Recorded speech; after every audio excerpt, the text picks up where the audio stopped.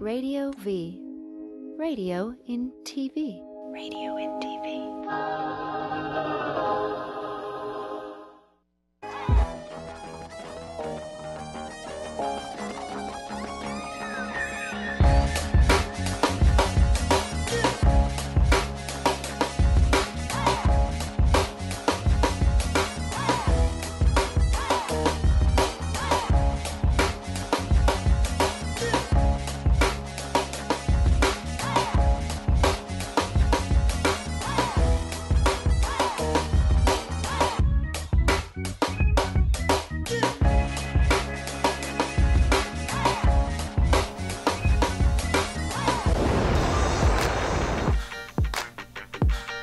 Ladies and gentlemen, hey, September 22nd, 2014, the So What Morning Show, back in the building with yet another riveting topic. You know what we do? It's crazy. Routine. Man, crazy is routine around here. I'm gonna push the envelope. Every opportunity I get, I'm gonna go harder and harder and harder. With that said, you know how we do before I introduce the topic, community empowerment. We gotta do it.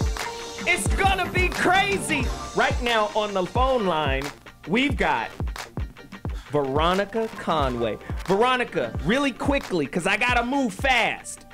Tell these people what we're doing today at 4 p.m. Get at them. Today we are doing another call about entrepreneurship and moving from entrepreneurship to entrepreneurship. It is by popular demand. The calls have been very successful. People can call in and get their questions answered about entrepreneurship. I do live on-the-spot coaching. That's at 4 o'clock today. And what's the number? It's 425-440-5100. And the access code is 636-167 #. Okay, I'm going to need you to say that again really slow the way I like it. Okay. All right. Come on, put a little honey on it. So you can call in from 4 o'clock Pacific, 7 o'clock Eastern. And the number to call is 425-440-5100. That's 5100. And the access code is 636-167 #. We're going to be launching the boot camp this week, so this is your final shot. This is the final shot. To really get in this conversation. All right. Thank you, Veronica. I appreciate the call. Listen, we're not playing games. Ever since Veronica and I did this call 3 weeks ago, it's been growing in demand. You have small business questions? Are you a wantapreneur? Trying to become an entrepreneur? Free coaching from one of the world's best transformational coaches in the game. She runs with Iyanla Vanzant, Tony Robbins. She runs with the big dogs, and she's going to give that information. We're doing another call today at 4 p.m. Don't play yourself. Veronica and I will connect with you guys. I'm going to be tweeting out the number, Facebooking the number. Y'all connect with us today at 4 p.m. Now, in studio, because y'all playing games, I had to bring my uncle into the building, Dr. Wilbert. This is my man right here. He is the author of the book, Hole in the Head, A Life Revealed. Dr. Wilbert Smith, PhD, in the building. Would you tell these people why it's important that they support this work? Look, it's a book, it's a film, it's a curriculum, and we're working on a screenplay down the road. This is one of the most incredible stories you will ever find. It will change your life. And we're not just talking about this from a philosophical perspective. We've actually had individuals who give us testimonials, unbelievable testimonials, that they're not the same after reading the book and seeing the film. Look, I was simply standing in my church choir one day, and I did it actually for about 20 years. And here a man was standing there wearing a wig. And under that wig, I found 20 years later that he had been hiding this secret for 71 years. And when he finally came into my office, he says, I'm going to show you. And what he did was pull that wig off, and it was an unbelievable thing. It was a hole in his head. And I said to myself, wow, how do I react when I just have a broken fingernail? And here this man actually walks around with a hole in his head that he hides under either a wig or under a beanie. But why did he choose you? Why did he choose you to this share day, I don't have an answer for that, but I knew that if I were to do due diligence to his story. So I started researching. I went all across this nation, and I found all 10 of the victims who were actually part of an experiment that took place in 1927. And this man had an incredible life that he lived. He did things that most of us would never do.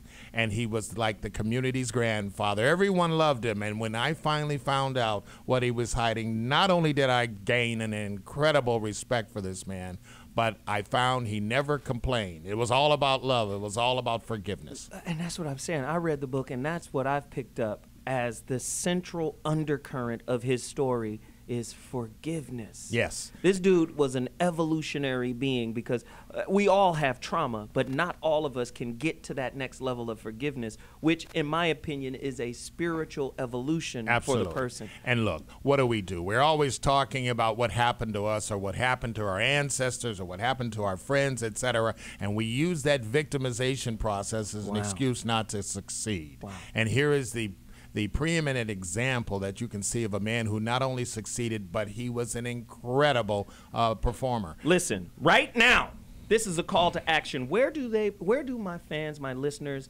my family out there, because you guys are not fans, you're family. Please forgive me for saying the word fans. It's disrespectful. You guys are family.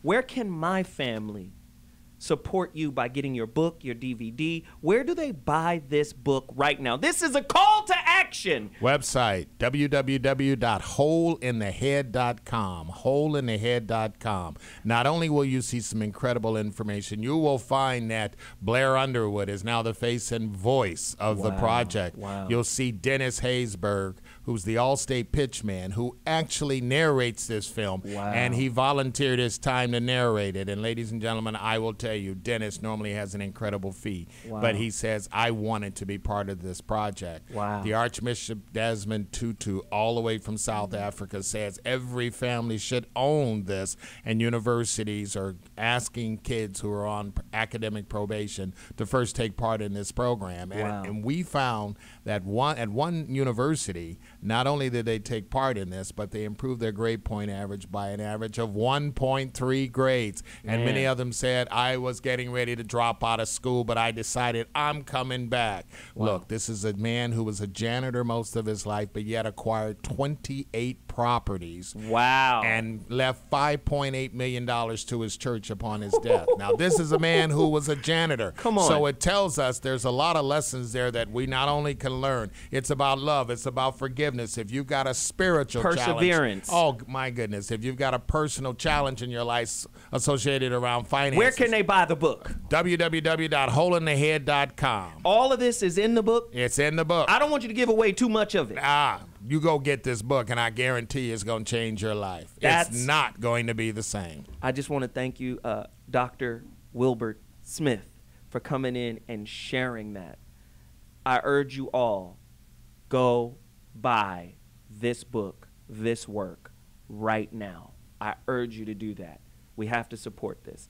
On to other things. WeJuice.com. Continue to support the brother who has his own juice company. He's a fitness trainer, Hassan McCullough. He's a friend of mine. He does good work. Support this business. Everybody know what the sicknesses and the illnesses are in our community.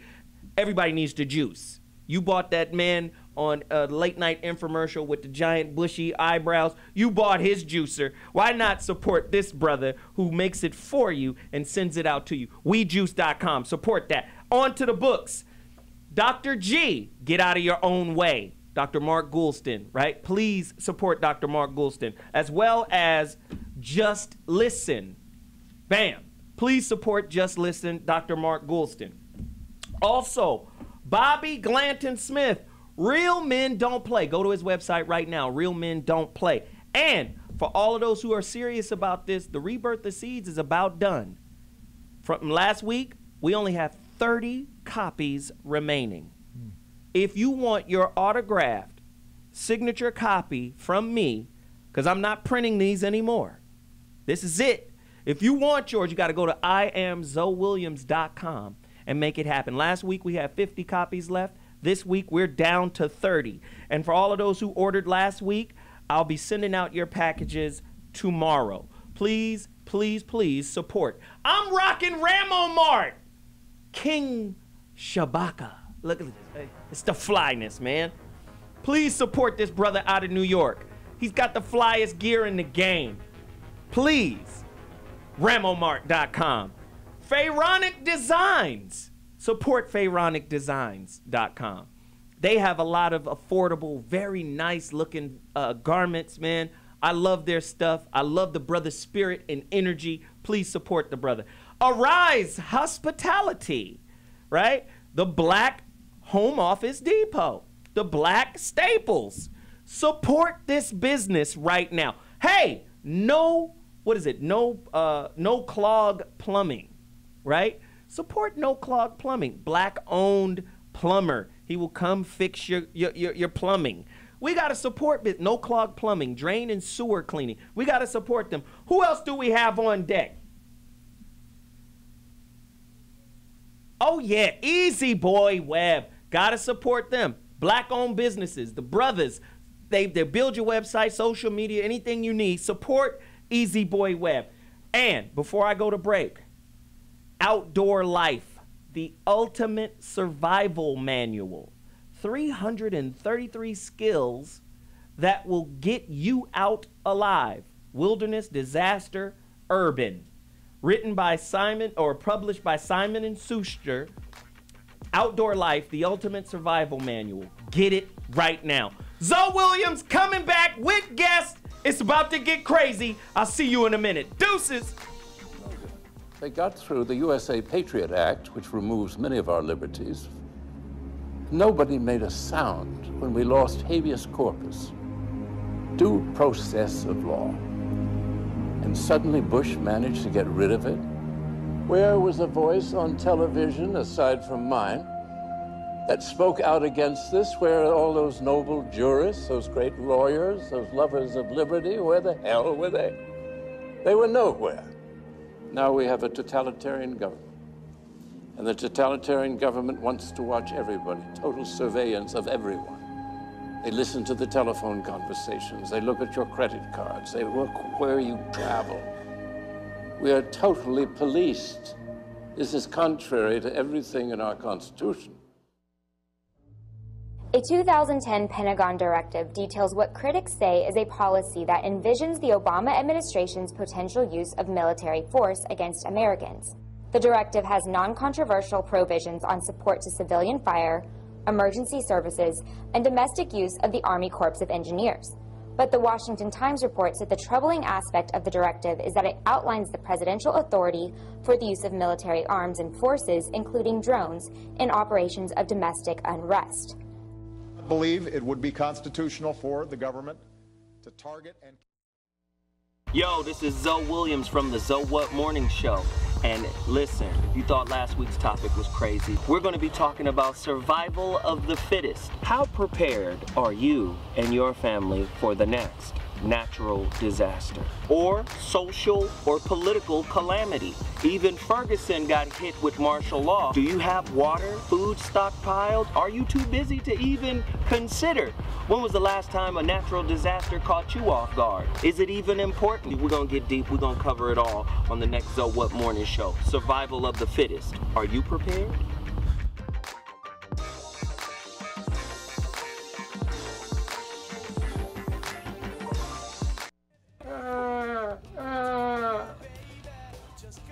Hi, this is Danny Woodburn, and you're watching T Radio V. Did it come up? All right. There we go. He's good.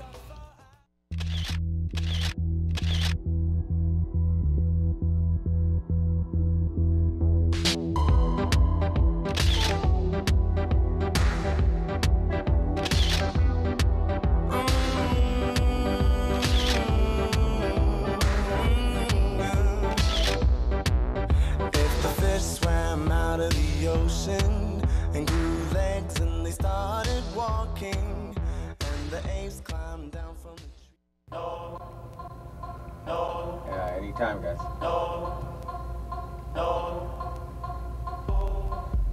Hi, I'm Curtis. I'm Anthony. And I'm Wes. And we're the worst show on the web. Mondays at 9 p.m. on T Radio V. Oh, that's nice. I'm not... I don't have insurance for that. I'm Zoe Williams. And I'm Dr. Mark Goulston. I'm Jeff Brown. And we make up the Zoe What Morning Show. You can find us here on TRadiov.com every Monday at 11 a.m. Pacific Standard Time. I make you think. He makes you laugh, and if I get a chance, I'll help you change. Or make you cry with his attempts at humor. Radio in TV. Can you relate? We'll make it happen. Look at you. What you doing? Were you mumbling to yourself? Hey, back there mumbling. To them. To them.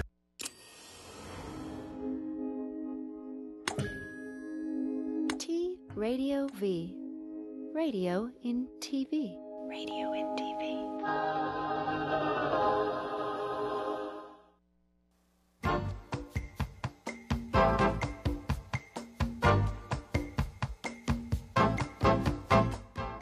And one of the greatest tragedies in life is getting to the end of your life and looking back and realizing it was mediocre and it didn't have to be that way.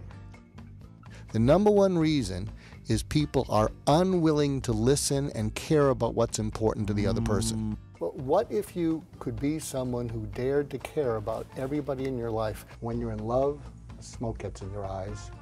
But when you're anxious, you talk more than you listen. I asked my wife a month ago, I said, I don't know whether to have an affair or buy a motorcycle. And she said, if you have an affair, I'll kill you. If you get the motorcycle, you'll kill yourself. Go with the bike. Okay, survival of the fittest show. Yeah. You know, how prepared is your family? You know, one of the reasons people don't prepare is that when a crisis hits, everybody's just trying to avoid panicking. And so they run around and they're doing all these things, and then as soon as it passes, anything that reminds them of the crisis they want to avoid. So one of the reasons people don't follow up after a crisis is everything they do reminds them of it. I think some of the people that are now making earthquake packages where you don't have to think, just buy this, it has everything, I think that's the way to go. You know, just buy this package, it'll help you prepare. One of the other things, and this gets into, you know, my passion for parents helping their kids be stronger and successful, I really believe we have to go to do as I do, not as I say. Because there's a saying that children don't listen to their parents, but they never fail to imitate them. And so one of the things, especially the bad stuff, and so one of the things I'm suggesting, I'm actually talking to a charter school this evening, to the parents, is I'm going to have them make a commitment, try it for a week, that every day, everyone in their family, they, their spouse, and their kids, every day, they're each going to do something they don't want to do, but it's good for them. And then they're going to compare notes at the end of the evening.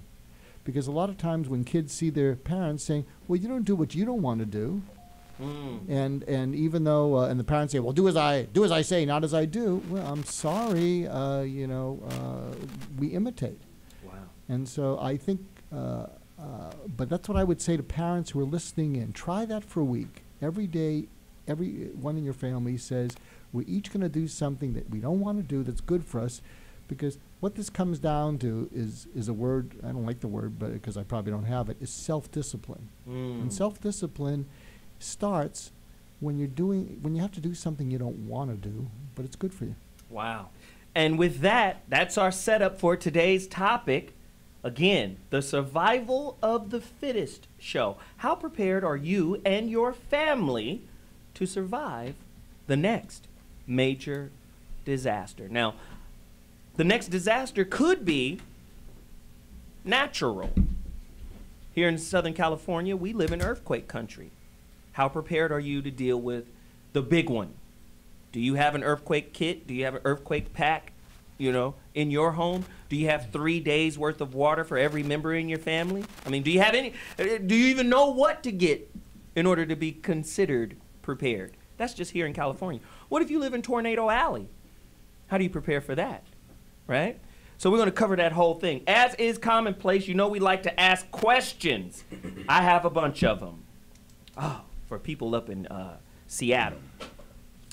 Could Mount Rainier, right? A lot of people don't know about Mount Rainier, but that's a serious situation. Part of the same mountain range as Mount Hood and Mount St. Helens, right? Could Mount Rainier produce a natural disaster that's even more deadly and costly than Hurricane Katrina? A lot of people up there that are in trouble right in front of the mountain down there where we have Seattle. And when that thing blows, that ice pack melts, could be flooded out with what they called lahars. Yeah, it's a real situation. We got videos. We got it all. Can living off the grid, growing your own food while powering your home, solar, right, with solar, right, could that be a great way to survive an impending collapse of what? The U.S. currency. A lot of people don't understand. There's a lot of geopolitical disasters that are happening. I had to put this show together because most people are just unaware of what's going on behind them, right, or around them. Let me just slide this on you real quick. 3 weeks ago, the #1 story in America was Ferguson. And what was bubbling to the surface of Ferguson was the over-militarization of the police force. And that caused people to come together. Men and women come together. Let's fight this. But in fighting it, could we have accidentally uncovered a plan? What plan? Why are the police being over-militarized? Does the government know something you don't? Well, guess what? It's about to be anarchy. Because in other countries, what are they fighting over in the streets? Food. They're fighting for food. Does the U.S. government know something that you don't?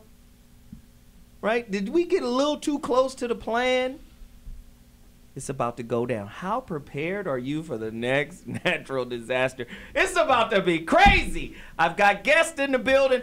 Uncle Bobby, fresh off of his southern trip downtown Memphis.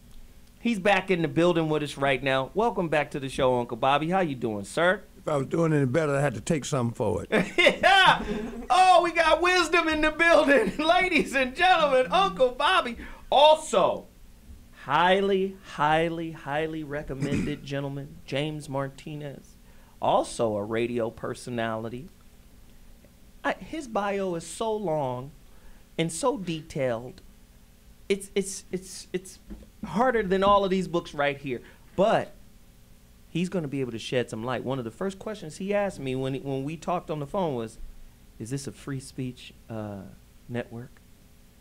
I knew right then we got a goddamn firecracker in the building and it's on and cracking. Welcome to the show, James Martinez in the building. Of course, Dr. Mark Goulston, author of Just Listen, and this other one, which I love. What? I can't. Don't talk to me through the window if I can't. It's very disrespectful. Author of Get Out of Your Own Way, Mark Goulston in the building, and longtime homie, but long time no see, billionaire P.A. in the building. Welcome back to the show, man. Oh, thank you, brother. Happy to be here. Hey, man, always good. Do you guys know, anybody who follow me on Twitter, man, y'all know a cat named Alabama Rob comes to the show or supports the show. This dude is here now, all the way from Alabama. White man supports the show. I'm trying to tell you, we touching everybody across the country. Now, let's get to this topic. Why is being prepared so important? And why do you think people kind of just, people have kind of a nonchalance about being prepared in the face of natural disasters? Are we just so busy and disconnected and just unaware of what's happening that it doesn't matter? Speak to that. Well, for me, having survived the Northridge quake here in California back in the 90s, the next few days after the earthquake, it was all about where do you get resources and the panic and just the aftershock. Not the aftershock that they speak to it scientifically, but just going through that trauma of knowing that for that few seconds, everything was out of my control. And that dissipates pretty quickly, and then you go back to your normal routine of saying, you know what, survived that, don't want it to happen again in my lifetime, and haven't really prepared for the inevitable, because we're going to have another major quake probably in my lifetime here in Southern California. Yeah. So I think I represent the majority of people who are not prepared and who think very little about it, even though I try to follow the news enough to know that things are happening around the world that I should be more sensitive to. So I'm glad that we're having this show today so that I can possibly, gain some information that will be helpful in changing my mindset. Right, that's excellent. Dr. G? Yeah, tell me if you think this fits or is it's a stretch too far. I think all of us, all of our listeners have occasionally discovered that as right as they thought they were about something is as wrong as they turned out to be. And so when it could be your marriage, you get divorced, it could be whatever, you bought something that was a sure thing and it wasn't a sure thing. And I think what happens is we want to stay away from that, because when something you're certain of, maybe certain of safety, turns out to be dangerous, in your mind you start to think, well, maybe I'm wrong about everything. I don't want to think that I'm wrong about everything, because if I'm wrong about everything, then I have no confidence. So I think something happens in us mentally that when we feel kind of out of control, we don't want it to just sort of metastasize so that we feel, because if you feel totally out of control, you get paralyzed. So I think there's a psychological mechanism which goes against us preparing, as soon as something passes. I don't know if that makes any sense. James Martinez? Well, your question was like, how prepared am I individually? Yeah. Well, I'm very prepared, but not in the way that people would presume. I've completely finished with dollars. I'm doing commerce in gold. I've had Federal Reserve notes. I've gotten rid of all that because I've been involved with the banking infrastructure and the global currency reset. And I've just returned from meeting the Attorney General in Utah, where much of the people there are, they're not even using dollars anymore, and they're using merchants to do gold transactions back and forth. So on the financial level, I am very well briefed, but in terms of a kind of where I will be placed when the action goes down, I'm mobile and ready to move at any moment. Oh my God! Mostly because we got all these fault lines with nuclear power stations on them that nobody seems to want to pay attention to. How about it? Fukushima. Sure. Hey, exactly. Guess what? If that just blew your mind, we'll be back with more James Martinez. It's about to go down up in here. Woo! Survival of the fittest. So what mornings? We'll be back at 2.2. Holla! Blowing in their hand like a lit up Roman candle. This is something I was forced in. I can't help it. My thoughts is so deep. It's something I could get lost in. Rap is not easy. It take years of endorsing a quick hit without the... Hey, hello, this is David Faustino, and you are watching T Radio V. Do you see what I'm saying? It's television crossed with radio. It's all together. It's weird. Radio's in the middle of it.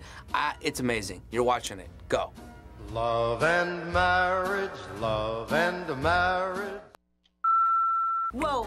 I gotta take this call. Hello, I'm Christina Fulton with my show, which is called Playing It Forward, here at T Radio V, where we interview the most incredible people in the world. Shh. Who is it? President Obama. I'm going to tell you, we're going to be in the trenches looking for people that are not paying it forward. Mr. President, I'm going to tell you something. I'm so happy you called me, because over here at T Radio V, we need your support. Pay attention. T Radio V has my show, Playing It Forward, every Friday at 1 p.m. Pacific Standard Time. T Radio V. T Radio V. And if they don't give back, ha!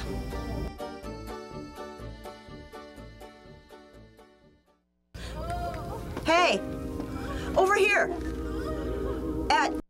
Hey, my fellow thoughters out there. I'm Charles Shaughnessy. Check out my new show, Here's a Thought, with Charles Shaughnessy, August the 7th, 3 p.m. PST, right here on T Radio V. Now, you know I have a lot to say, but I want to hear what you have to say. So tune in, grab your phones, call me, tweet me, email me in the studio, and let's get this conversation going. Here's a Thought, starting August the 7th, 3 p.m. PST, right here on T Radio V. That's radio in TV.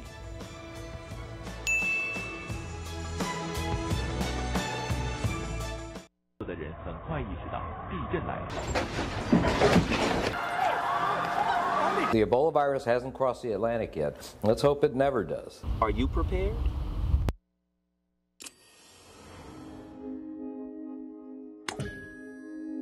T Radio V. Radio in TV. Radio in TV. Right. So you hid under there? Uh-huh. And what was it like when this came through? I was holding my dog. I was sitting on the stool holding my dog. This was the game plan all through the years, you know, to go in that little bathroom.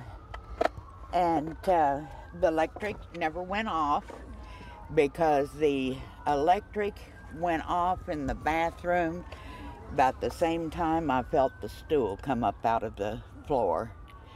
And I rolled around a little bit, and when it stopped, I was right there. That Presto cooker is what I saw. You were lying there in the rubble.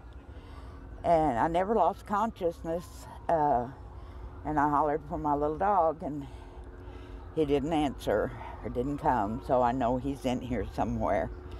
But it just, I mean, it was there and it was gone. Just no time.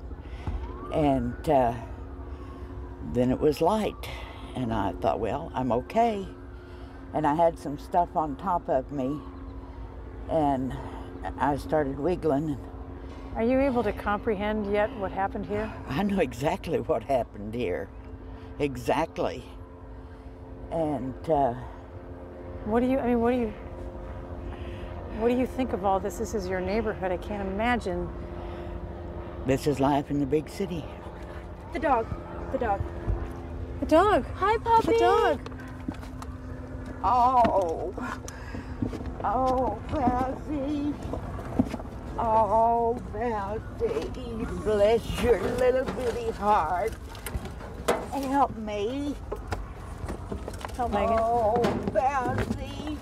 Oh. Oh. Oh. Oh. Come on. Get him.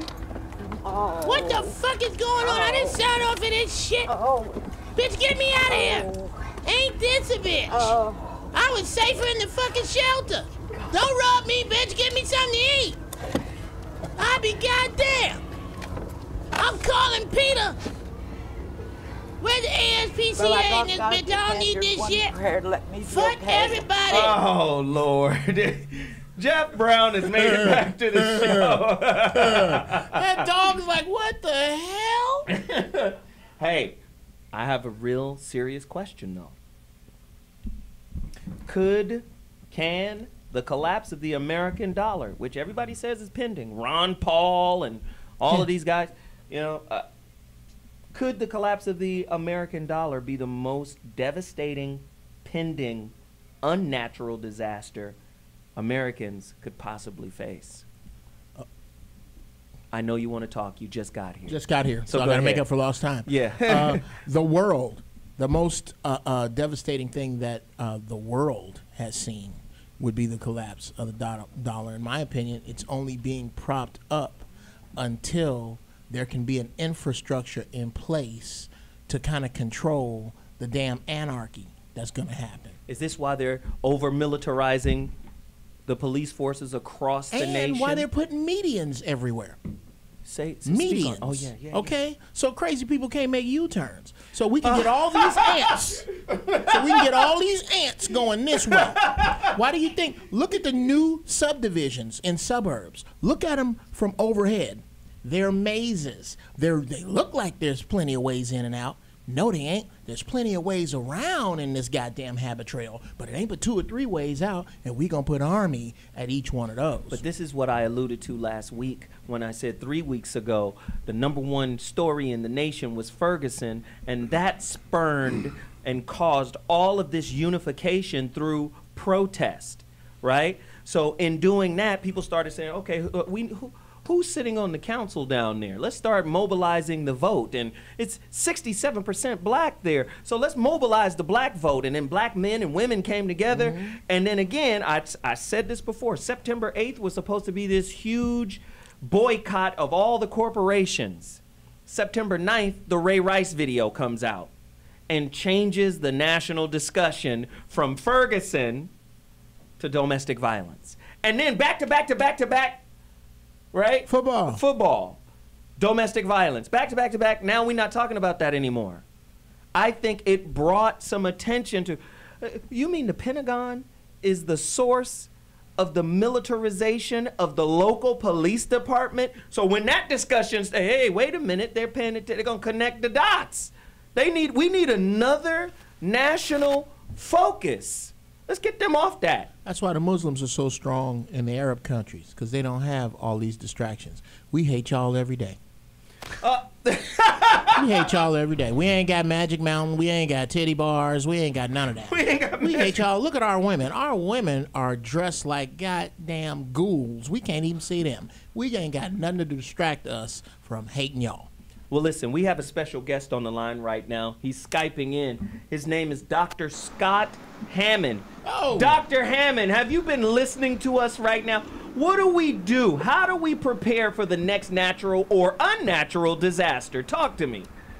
Well, I don't know about how we do it, but and you're the first person who's called me a doctor in a long time. But, you know, one of the things that got me interested in your topic today was that I think it's not survival of the fittest. I think it's survival of the smartest. Yeah. You got to get smart because in the end, it's your knowledge that's going to protect you. It's your education that's going to protect you. Your food and your bullets and whatever it is will run out at some point. You've got to figure out how to work with people and get together and survive. Wow. Wow. So give us some examples of working with people for the purpose of surviving an unnatural or natural disaster. Give us an example of how we can mobilize a community. Well, one of the things that I do, I got this little blue shirt on today, and aside from being a college professor, I work with a group called Rocky Mountain Rescue Dogs, and we work all over the West and look for people who've been lost in the woods. And I've interviewed a lot of them over the years and wrote a book about it called Lessons of the Lost. And there, you know, it's amazing how these big, strong, burly, well-prepared, well-armed people go out and we had one case, a very timid, quiet maple woman from Canada, very timid, and she lasted for 48 days in a van in Nevada, stuck in the desert. Wow. And you would have never thought that anyone could have survived that long, let alone her. But she was smart, and she was hopeful, and she had the right heart. So you just never know who's going to make it through a tough situation. Wow, wow, wow. So in the event of, say, an earthquake, what are some of the key elements or ingredients to survival? What should a family of 4 have in their household to wait it out, you know, whatever has happened? Like if it's like what hit Japan. You know, everything was in disarray. You can't just go to the grocery store after a 9.1 or, you know, 8.1 or something. Tsunami. What should people do or in order to be prepared for an earthquake of something of that magnitude? You should have food and water and energy, light and cooking for 72 hours for each person, okay? Plus maybe a visitor or two. You should really have that, and you should have it in a backpack and ready to go. I carry that in my car all the time because I get a phone call and in 20 minutes I might be in a wilderness area looking for somebody, and I might have to be there for 72 hours with my dog, you know. So I carry a search pack with me all the time that will keep me for 72 hours. I keep it in the trunk of my car. You should have that in the trunk of your car or in your home, and realize that, you know, if the power goes out, you're not going to be able to gas up your car anyway. So you may be staying home, but have 72 hours of food, 72 hours of light and energy, and 72 hours of water. Water's the harder one because most of us just take that one for granted. Wow. Wow. Do you know what a proper bug out bag looks like? Because a lot of people, I've heard them talk about bug out bags. What exactly is that, and what is inside a bug out bag, and what does bug out mean? Well, you know, I mentioned the essentials there. One of the things you got to have in it is cash, because your credit card isn't going to work. And so, you know, if the electrical system or the internet's down, you got to have cash. So suddenly, you know, the richest person alive with credit cards isn't going to be able to get very far. So that bug out bag for me has, I anticipate that almost any weather, take the worst weather in your neighborhood and the best weather, and it's going to be somewhere in between.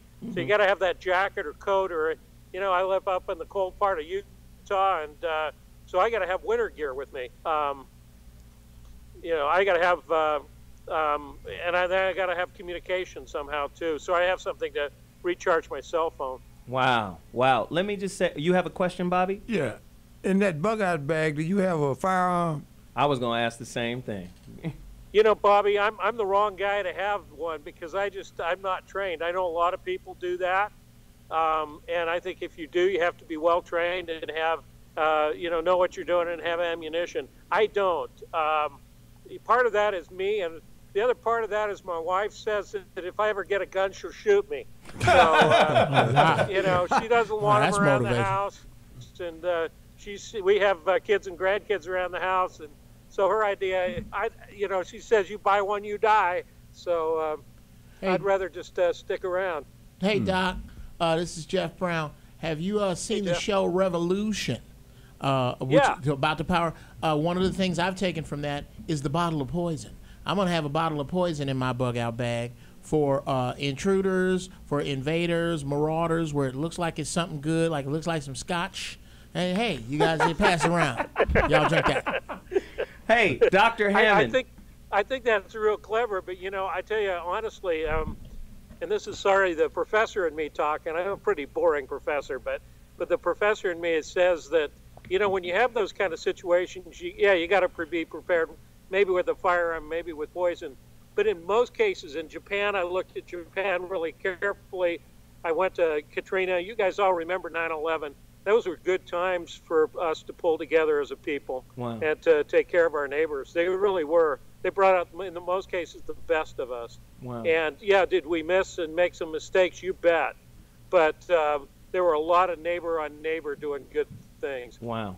So let me just say this. For all of my listeners who are my family members, extended family, who are listening to the show right now, how do they connect with you? Do you have a website? Do you have an email? Or do you take email requests? Because people may have questions and want to know, you know, how to get prepared. How do they reach out to you? Yeah, I have it's called Lessons of the Lost. Okay, so that's an easy one to remember.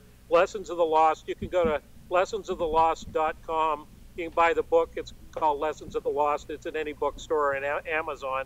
And if you'll send me an email at scott@lessonsofthelost.com, I'll send you a list of that 72-hour kit or that bug-out kit without the gun, you know, or the poison.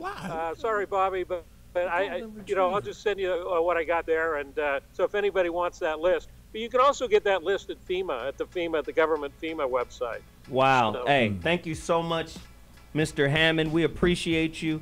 And we got to go. But you know what? You're more than welcome to come back anytime we cover this topic.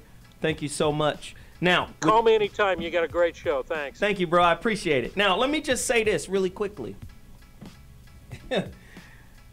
Our show, a lot of times, is the precursor for what goes down. So my show typically is kind of timely, and I don't want to put it out there like something big is going to happen. But I think it's going to happen. Something big is coming. That's why we got to do this kind of show. And I believe more so than a natural disaster, an unnatural one. And when we come back, James Martinez is going to be dealing with some of that. So what mornings? Holla!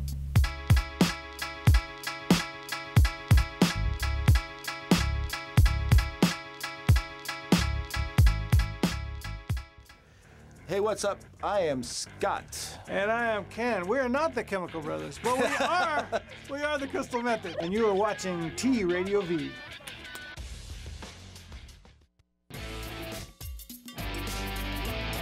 Welcome to Big Mama Nature's house. There's a war! Yeah. Let's have debris all over him. That's Bleeding. a bad man. Badass, man. Woo! Our chairs are damp. The chairs are wet. Our chairs Ron. are slightly damp. I'm gonna have to use that in the scene. This is just like Apocalypse Now. So this is a good idea to light a torch near a highly flammable costume, mainly around my crotch area. We're gonna get cut out, yeah. It's just gonna be cuts of Jean-Claude. They'll like pause them with loud music over it. What are the chances of a dangerous animal in this island? 0. So just count.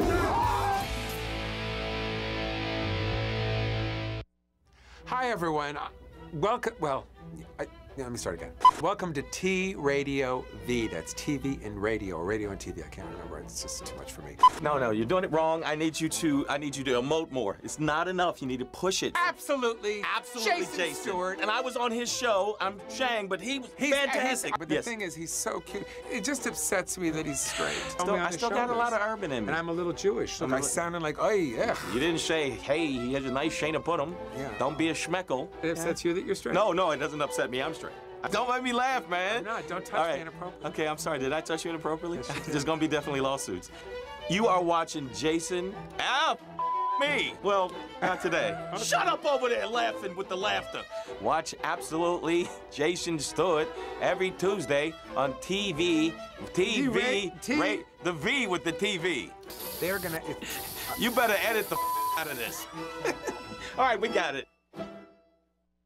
Hello, T Radio V. Hello for us. Hi, guys. My name is Steve Renazizi. My name is Mary Elizabeth Ellis. My name is Katie Aselton. You're watching TV on the radio, but you're not watching it, you're listening to it, because radio on TV. Hi, T Radio V. Keep that radio going inside that television set. I love T Radio V.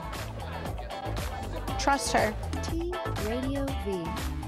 Radio in TV. Radio in TV.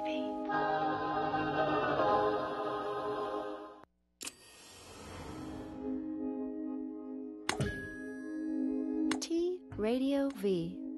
Radio in TV. Radio in TV.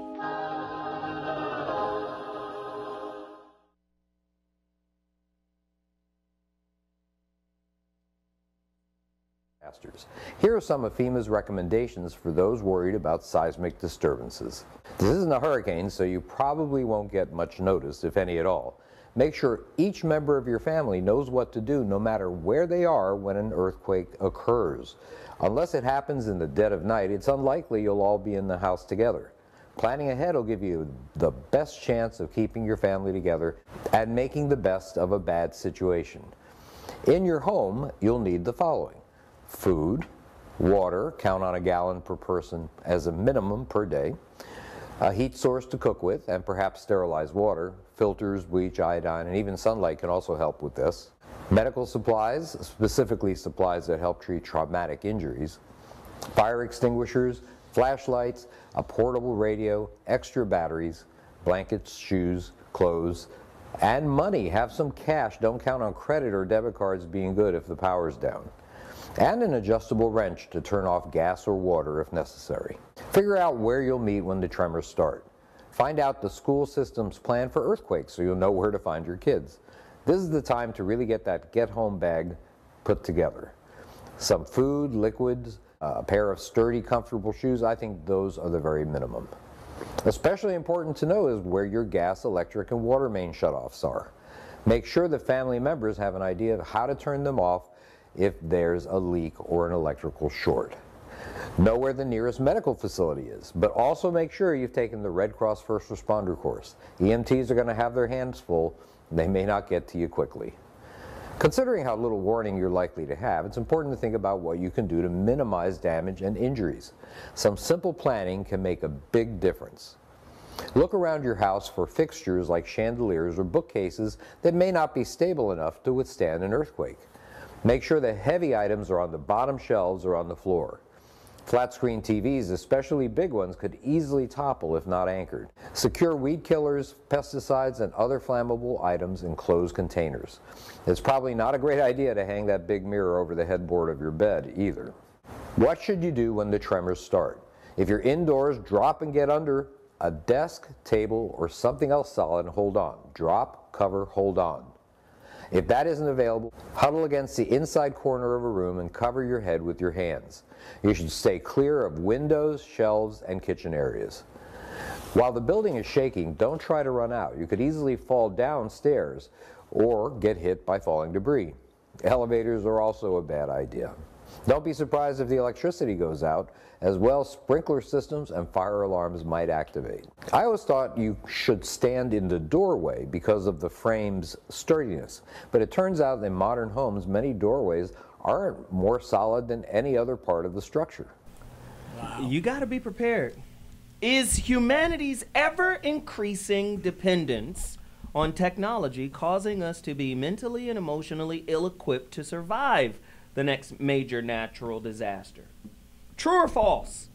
If the law and order and technology of our global, society were to collapse, would human beings go wild faster than some animals? I mean, this is just something to think about. Oh, and by the way, only 29 copies left. Somebody just ordered. IamZoeWilliams.com. You better get it before it's all over. Listen, we're in trouble. Because Dr. G brought up something that was very interesting. Say more about what you were speaking on during the break. Yeah. How do you get people to be willing to think and plan and follow through? That's a challenge for all of us with our kids. And I think part of what it comes down to is people don't do what's important. They do what they care enough about for the moment, and then it passes. We have a guest here who inspires millions of people and it's billionaire PA. So how do you billionaire? Billionaire. Ow! Well, first and foremost, I think that's a very, very good question. I wrote a quote that says most people can see, but not everyone has vision. A lot of people have brains, but not everyone uses them. I named this company Wealthy Minds to teach people the value of their minds. A lot of people, like Zoe said, they put their value into things that really don't even hold no value, like a dollar, when the value is truly in relationships. So I try to deactivate the brain from negative thinking and reactivate the brain to developing a wealthy mind. It's a challenge because a lot of these kids come up seeing images and worshiping things that hold absolutely no value at all. What do you do with kids who say, I'm going to be in the NBA, and there's no chance that they'll be in the NBA, and that's all they're thinking about, and everything else is useless. And so how do you deal with those kids? Because you don't want them to set themselves up for failure, but if that's all they're focused on, they don't have a chance of doing it. Absolutely. The way that I get a ton of kids. We mentor over 4 million youth around the world. Wow. Ton of them stand up and say, I want to be in the NBA. But success to me is all based off of results. If you can, I don't want to distract the kid's dream if that's his dream, because I do believe you can get whatever it is out of life that you want. But what I teach them is for me to get to the point that I'm at, I accomplished a lot of success. I got 1 degree, I got another degree, and then I got another degree. So I built a history of things that I could look back on in case the NBA don't work out, then I can fall back on something else. Right. And so what I teach these kids is to go out and get just plan for a plan B, but my dream is Wealthy Minds. That's interesting because everybody not gonna make it to the end. That's interesting because if you really want to talk preparedness, if you're trying to be an NBA player, preparedness is key. It's called training. It's you understand what I'm saying? And that's why when they're recruiting these kids, they're not recruiting just the athleticism, they're recruiting the mentality. Oh, this kid has a hell of a work ethic. That's who I want, right? So again, preparedness goes into that too. The 6 Ps. But what the doc said that was interested in, you only prepare for shit that you're interested in. And unfortunately, for most people in America, they're dumber than their smartphone. The smartphone is actually smarter than they are. The phone is smart. Go deeper, Bobby. This subject is real timely to me because a couple of days ago I was at an urban farm here in Los Angeles, right outside of downtown L.A., and it's about 5 acres. And the reason Doc's question stimulated me speaking up to the mic right now is the fact that we have to control the narrative and inform people of what some of the alternatives are.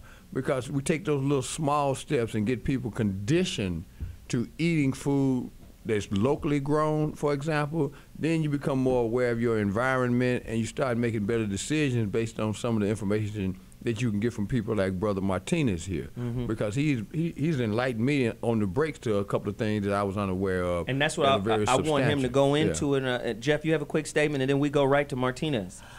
Quickly about the NBA. What you were saying about the NBA? I have my oldest son was hell bent on the fact that he was going to the NBA, and his mom was telling him, you know, you got to study. He's like, no, I'm not going to the NBA, and I can't do.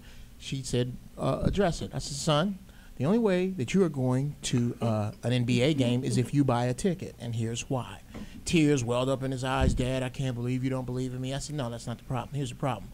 In Brooklyn right now, it's raining, and there's a little boy who cannot go outside. He's getting on his mama's nerves, bouncing this basketball. Right. So he's bouncing a tennis ball with his weak hand. Yeah. He goes out. He battles against dudes Zoe size and bigger. And one day, you, with all your video games and your skateboards and your posters, and are going to come up against this dude, and he is going to eat your ass up on shaking time. Now, if you are serious about the NBA, give me all this shit in your room. I'm going to give you a basketball. I'm going to get on the phone and to the dudes I know that are the hottest at this game, because I don't know basketball, but I know how to win. Are you ready? And he said, okay, I want to keep my shit, and that's why it's not. James, talk to us, man. Like, why is it so difficult for people to stay focused when it comes to preparedness? They feel like it's not going to happen. Well, I will try to summarize it up with a little history I've been involved with. I was involved with the author of a book called Operation Mind Control, which came out a long time ago. It was the premise of the Bourne Supremacy franchise. Here we go. Manchurian Candidate type? Yeah. Come on, man, give us that this info. This was the exposure of MK Ultra and so forth. So what I learned through working with the people that went public with all of that is that there is a long-term plan to control human behavior neurologically through food, through electricity, through media. Through media, of Come course. on. And much of the things I was exposed to regarding the information about that has all come true.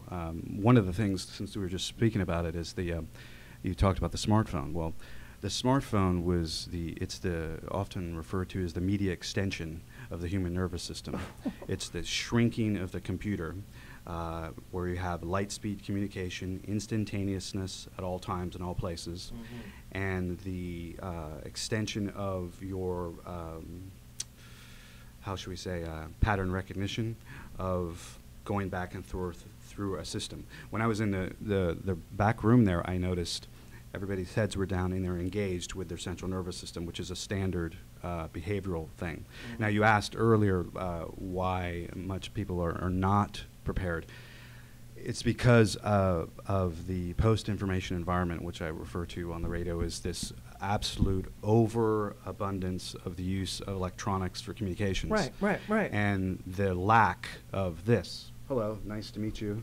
Making contact with somebody. Right. And having a conversation this way, which is passé now. Right. Because most people are interested in receiving the message rather than connecting to a message. The text that we often refer to that people get every day, people are, they almost fish to get a response. There's an anticipatory thing that's happening within the central nervous system that creates a lot of anxiety. So when people talk about being prepared for all these possible either staged calamities or natural calamities, I think that the introduction of the smartphones, the complete total destruction of our food supply, the complete total lies about our leaders that have completely, totally failed us because they've all sold out. I'm going to ask you this. Total moral bankruptcy, basically. I got to ask you this. 9/11, staged? Staged, oh, definitely staged. Yeah, and I need to know, for what purpose? It was staged to create the phantom terrorist idea that we have to be at war till the end of time chasing a phantom around, where the U.S. and other countries are financing these phantom terrorists. Al-Qaeda, Phantom, ISIS, Phantom? Phantom. But it's designed to build barriers between people instead of bringing people together, to divide people. That's what it's whole for. The entirely thing is for that. And so this has been a long-term plan, so forth, to bring in kind of a global government, which it's not going to work. I mean, they're trying When to. we come back, you're going to tell us what we should be preparing for in terms of the collapse of the dollar, Sure.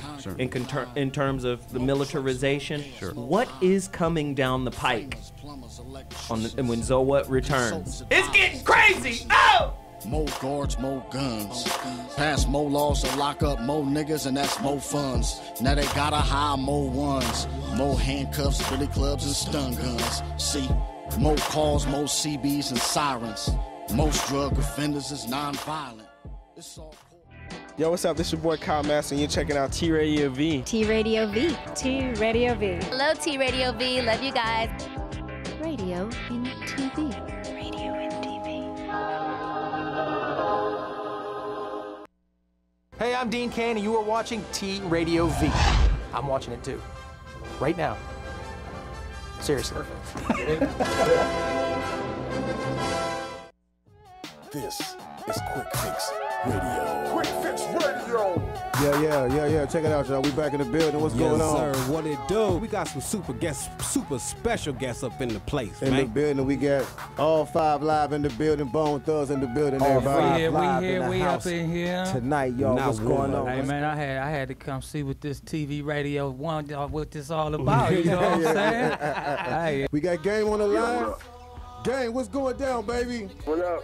What up, man?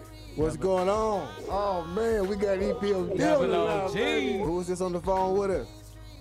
Yo, what up, man? It's Akon. Akon in the building. Who is this on the line? Be real. We got Be Real. Be Rizzy. What else we got on the line? This is Ty Dolla $ign right here. What up, Ty Dolla $ign in the building. And thanks to all the fans for stopping by.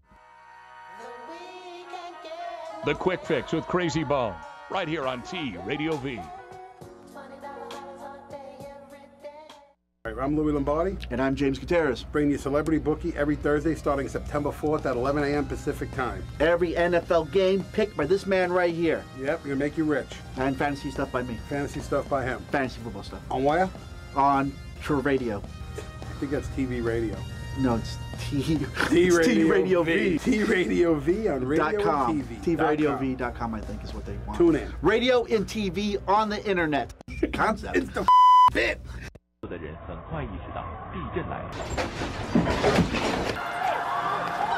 The Ebola virus hasn't crossed the Atlantic yet. Let's hope it never does. Are you prepared?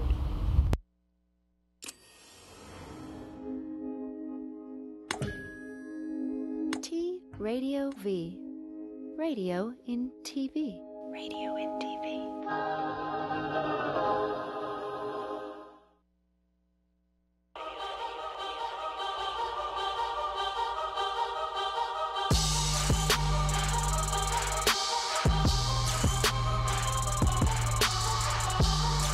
Oh my God, how he has a rap career is beyond me. I don't get it. And he takes his shirt off. Oh my God, he looks like 50 pounds of chewed Tootsie Rolls with his... All right. Now, you are in white fashion. You know white boys always leave the house like they're finna help somebody move. Enlist and defend the horrible hoes. There are some horrible people. And what you need to do is start policing your own.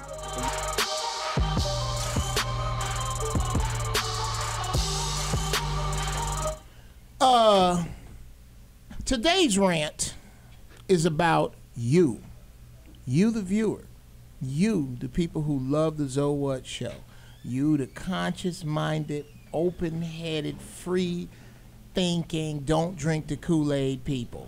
That's who this rant is about. Today we are discussing apocalypse-level feces. I'm trying not to cuss.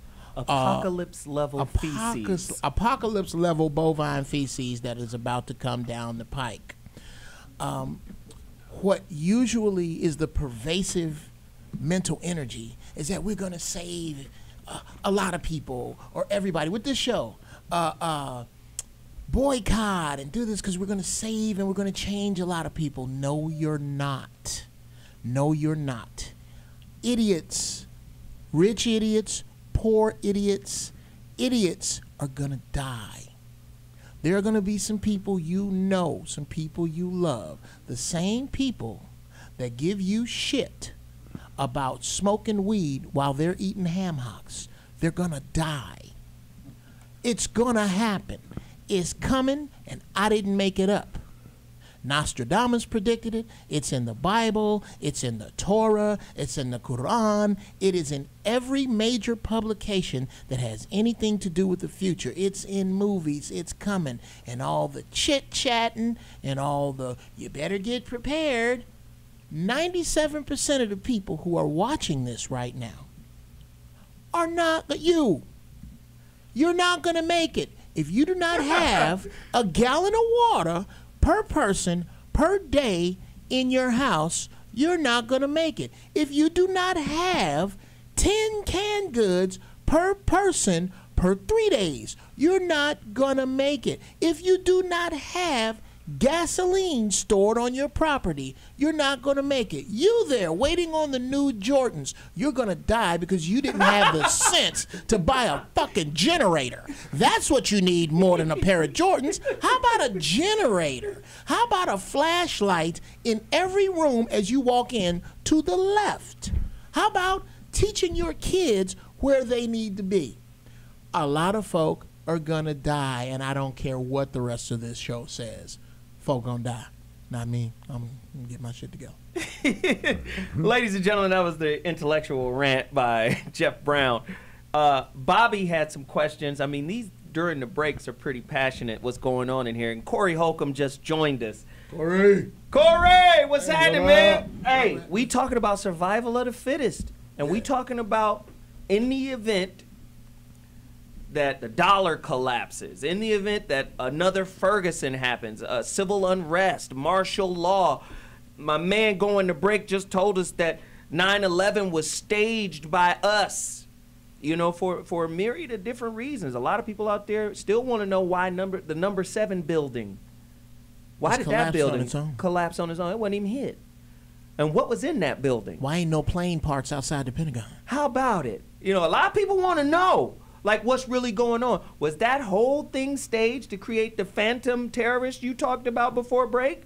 Was that whole thing staged to erode the foundations of the Constitution so we can merge in with the UN codes that they're going to place in every democratic country across the world? Is this the new world order? Who's more prepared than the government? I ask that question all the time. On the dollar, it says New World Order, and it says 1776. Nova Seclorum. That means they had 300 years of preparation. Speak to me, Corey. I just feel like it is all orchestrated, and that thing where you're talking about where you're going to need generators and everything, yeah, that's going to go down, and the people who you look to for help, those are the ones in control of the war that's going to happen, because from what I understand, they've been buying a lot of bullets in the government, and I would never think of nothing like that. Why? Why? Because it's finna jump off. Why did the government buy bullets? I heard that on Alex Jones too. He said the government, FEMA bought like 3-4 billion rounds. Right. For what? It's finna go down. It's finna go down. All this stuff you see on television now with the attack of guys who, like my opinion, Ray Rice. You know, he made a major mistake. Right. But he's not a criminal, a known bad guy. Right. Because people who are bad guys, they're gonna keep doing it again and again. But they're not worried about him being a bad guy. They're looking for a criminal. He's the catalyst for the story. They're trying to justify what they're going to do. Ooh, Bobby, ask that question, man. Well, we are really privileged to have someone who has immersed himself into trends. Not the kind of trends you see on the internet about, you know, somebody going with somebody and all that kind of thing. He has developed and accumulated a mass of information that it's my privilege to just shut up and let Brother Martinez share with us some of the things that he has brought to bear with respect to his knowledge and his insight, you know, and it's been just mind-opening to listen to him during the breaks, and I'd like for him to just share some of the things he's talked about. Talk to us, James. Okay. So a mutual friend asked me to come here. I have not spoken on radio for a long time. I kind of took a leave of absence. I was asked to be the U.S. anchor for David Icke for a network called The People's Voice. I took that, and then things didn't work out, and I left to go to England, and I met with the British government there at Oxford University regarding cold fusion, which is, let me just put it this way. There's a lot of people in radio and media that are telling all the problems that are happening, but they're not really saying any of the solutions and some of the great stuff that has happened, that is sitting before us, that are happening in this country. There's a myth that America's broke, and that is true to a certain point. However, this country has harnessed cold fusion, which is essentially what it is the referred to as over unity, where you have a certain amount of energy going in and you have a lot of energy coming out. Way more coming out than you have going in. And what they've managed to do is encapsulate the energy of a sun in a small device. This was originally discovered in '89 by Pons and Fleischmann. Now, since that time, the technology is completely developed and it's starting to go commercial. One of the biggest companies and leaders is called Berlin Energy. It's up near in Northern California. This will mean, on a practical level for everybody, within the near future, that you'll be able to power your house and anything else indefinitely. So you're telling me they've basically cured entropy. Entropy is out of the... all economies are based on scarcity. All the models of... could you please repeat that? Yeah. Wow. All our economies for the past thousands of years are based on scarcity. Now that's a myth now, because what we have is the ability to become completely independent if we feel like it.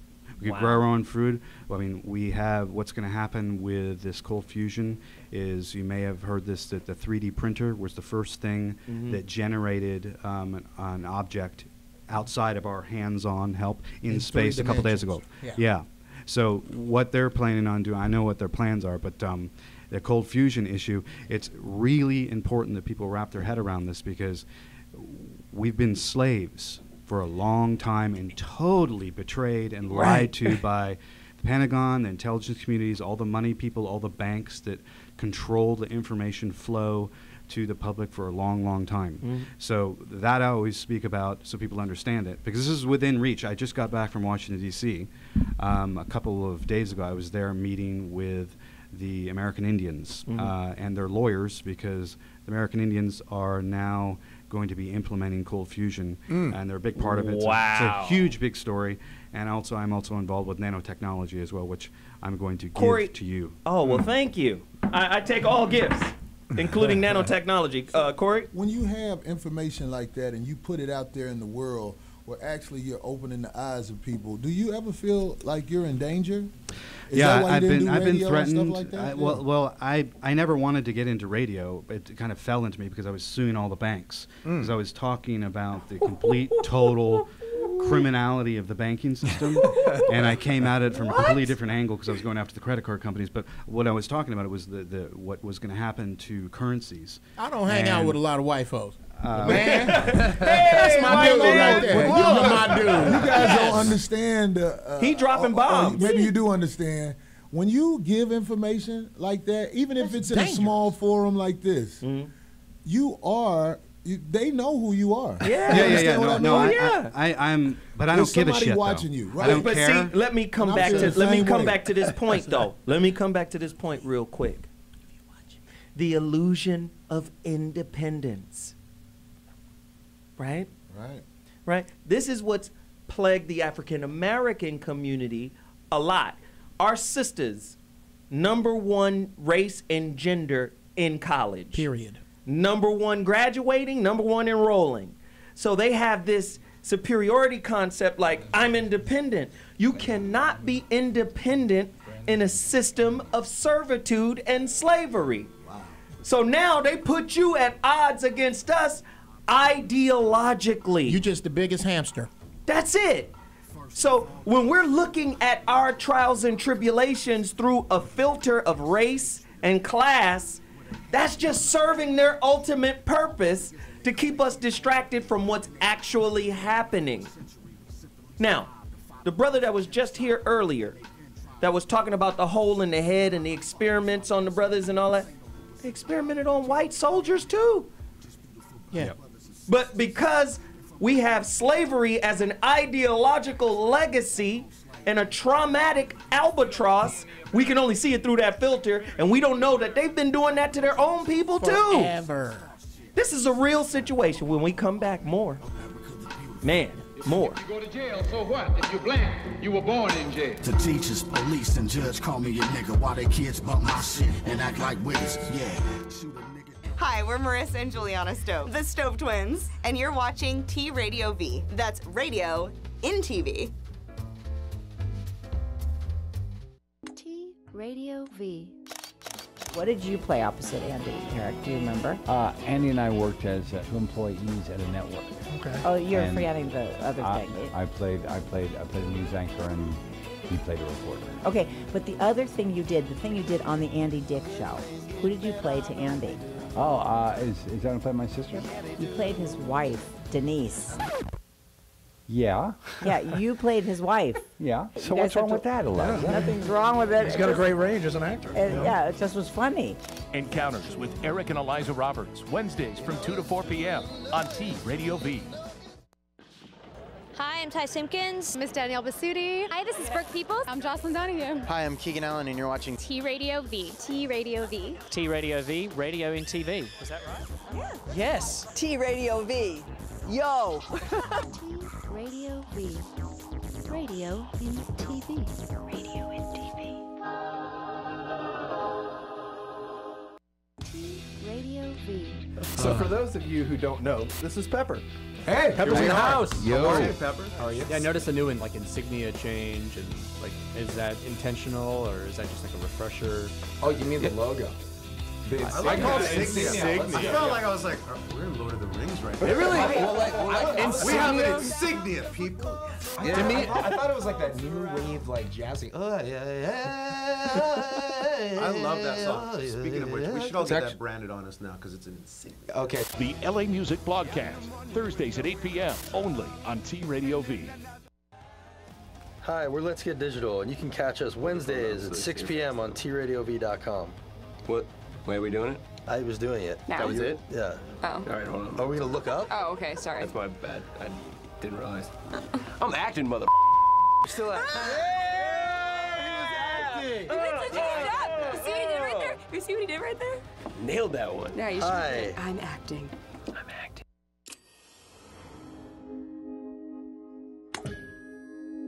T Radio V. Radio in TV. Radio in TV.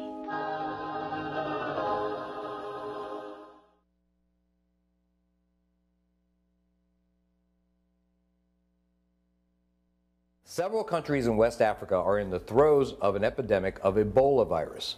Over 1,200 cases and almost 700 deaths in the countries of Sierra Leone, Guinea, and Liberia make it a candidate for the next great pandemic. The disease has decimated healthcare workers, with the number of doctors, nurses, missionaries, and others dying from the disease. Now, despite this, few people really know what Ebola virus is and how it does its damage. They certainly don't know what to do if it arrives in their neighborhood. Ebola virus, a member of the Filoviridae virus family, was first reported in 1976, where 602 cases in the Democratic Republic of the Congo resulted in 431 deaths. Ebola, named after the river where the first victims were identified, has several variants, a sign that it probably has the capacity to mutate. What do we know? Not much. How Ebola manages to first infect humans is poorly understood.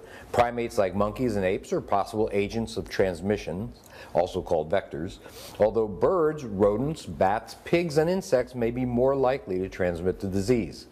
The virus can even be transmitted to dogs, although they don't seem to get sick from it, the illness. Ebola appears to be transmitted through saliva and other bodily fluids, even sweat. The practice of relatives and workers washing a body before burial may have helped spread the disease. A 2012 Canadian study suggested that the virus may also be transmitted in air droplets. Now, given the highly contagious nature of the illness, this would be big trouble if true, but it hasn't been proven yet. Now, considering all the different parameters of the patent here, it's clear that they've been playing around with this stuff and studying it for quite some time. And they've been manufacturing hybrid versions, and that would kind of explain why there was this sudden explosion over there in Africa. Crazy. So you know the CDC owns patents. Oh yeah. On Ebola. Right? The CDC is in Atlanta. Right. Which is I wasn't finished. Where niggas live. Oh, okay. I'm sorry. Yeah. You finish eating lunch on air. Did I not share? Right. One of my own no, but see, and this is what I'm saying. All of this stuff is happening around you. They're moving Ebola patients around the globe. Somebody just went to Switzerland today, right? To be studied. They had it here in Atlanta. They had it in some other places. What's really happening? The war is on. What is, and under your nose. So while they're moving people around with Ebola, right? While they moving folks around the globe with Ebola, and they own patents and ain't no to the vaccine, right? Let's put out Megan Good's nipples. Right. Let's put out Dwayne Wade's wife. Let's put out some flicks of Rihanna. Let's have this major leak of nudity. All of these things are happening at the same time. Let's have this big national discussion on domestic violence. We know that the feminists and the women's rights, and they're gonna go bananas over it. Gloria Allred gonna get her hair dyed, and she gonna be out fighting, and it's going down. When the real situation that's happening is they're getting us prepared for an event. Listen, in the 50s, it was harder to detect the manipulation. But now, with the pervasive technology that we're interfacing with, it's a little bit more difficult. Wait a minute, we can see things now if you're paying attention. Well, and we had more faith in the 50s. There was an undying faith in your government in the 50s. You know, you just said something that makes me glad Brother Martinez is here today, and the fact that you continue to do a show that's cutting edge. Because any devices that I use, whether it's the phone or the computer, you are inundated and bombarded the minute you turn it on with minutia. Yes. You have to dig for news. Yes. Even if you click on news, the news is sports and entertainment. Yeah. I'm like, you got to be kidding me, man. Yeah. You know, so to have somebody in studio today who's really bringing relevant news to the table is really a joy to be a part of today. Corey? So as this information is put out there, what would you suggest anybody? What do you tell the people who are too scared to even acknowledge what we're saying? We're not talking to them. It's really no, but you know what? They're needed. They are. I agree. Needed. I agree. So to wake them up, I'm just saying it might not be time to step to them and be like, you better come join the fight. You know what I mean? We got to prepare them with this kind of content. They got to be able to get it somewhere. That's what I say about that guy Barack Obama. He'll never tell you information that can help you. He'll only tell you information that can help the cause that he's running for. Ooh. That's the only information he's going to give you. We. Ladies and gentlemen, we have a special guest online, Emil. He also works for the Department of Homeland Security. They're watching the show, guys. He deals with emergency planning. Let's talk to Brother Emil. Emil, how do we prepare for the stuff y'all planning? Well, first I want to correct you. I'm the Homeland Security Coordinator for the D.C. Department of Transportation. So I work for L.A. DOT. Okay. I'm similar to that. Okay. So what I do is, almost every local government, you got now emergency managers who help on the local level people get prepared for. We do emergency plans. One of my big projects is how we're going to evacuate the District of Columbia. Wow. That's one of the major projects because I got to work with the federal government. I got to work with the local jurisdictions in Virginia and Maryland, as well as with the local entities inside here, the embassies and everything else. But what I wanted, what I've been trying to do on my own as an African American ever since Ferguson, I realized September was Emergency Preparedness Month, and we haven't done a good enough job, in my opinion, of really those blacks that are in the field to say, hey, look, We need to make sure that our people have these basic supplies at home. And a lot of these times, our people will say, well, I can't afford to do that. Well, you know what? I went out this weekend. You can go to a dollar store and get a lot of these items. Whether it comes down to filters, gallons of water, having, a plan. They can go online, go to their local government, see what hazards they need to prepare for, and develop a plan on how to deal with any type of emergency that would strike the area. Absolutely. How many people have an emergency plan that is similar to the and I'm talking about at home, that's similar to the emergency plan you have at work or that you have at school? Remember when we was in school, we had those basic plans where they say, now in case of an earthquake, you get under the table or you go stand in the hallway or you know. Right. How many homes have a basic plan? And what I surmise is that we are so inundated with the minutia of day-to-day living that when we get home, we just drop everything at the front door and connect with Homer Simpson and get a sandwich and just try to breathe, right? Corey?